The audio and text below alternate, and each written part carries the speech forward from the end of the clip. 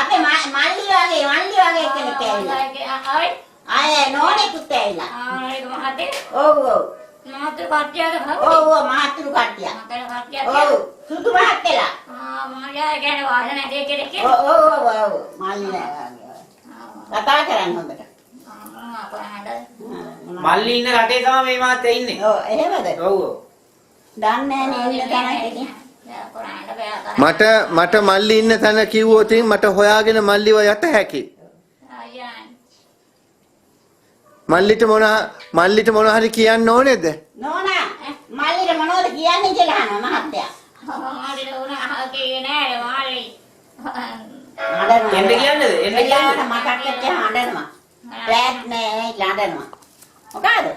අතන දාරණ කෙනෙක් අංගල් මා පොරද කරලා තියෙනවා. මාළිට දතාව අම්මලාගේ දර බලා ගන්න කියලා කොහේ මාළි රෝඩි අම්මයි බලා ගන්න ගාලෝලේ යනකොට අතන දාරණ කියන ඉඳුන්ජ කියලා දිවාන ඉවයි අම්මා කියලා මාළිට බණ හිත කියලා දීලා තියෙනවා.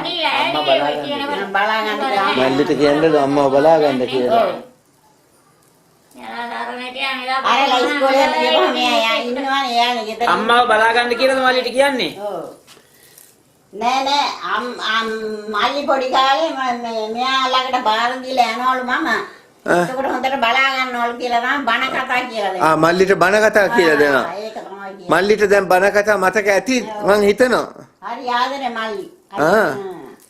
අහන්න මල්ලිට මේ මල්ලි හම්බ වෙනවා කියන්නේ මේ මහත්තයාට මොනවද කියන්නේ මේ සුදු මහත්තයාට මල්ලි හම්බෙලා මොනවද කියන්නේ කියලා අහනවා. අදානේ මම මට කියන හරියානේ ඉන්නවා. මල්ලිට එන්න කියන්න කියනවා. නෑ දුවයි මොනවද දිනුනා කොහොමද මල්ලි නැරි එක්කනේ ඉල මන් දාන්නේ ගාවන දැන කයිද උකෙන් කියන්නේ. ඔව් මල්ලි එන්න එක්කනේ ඕනෑම හිට. මල්ලි එන්නේ හලු. බබාලා ඉන්නේ කෙනා මල්ලි බබාලා ඉන්නේ කෙනා ඉන්නේ.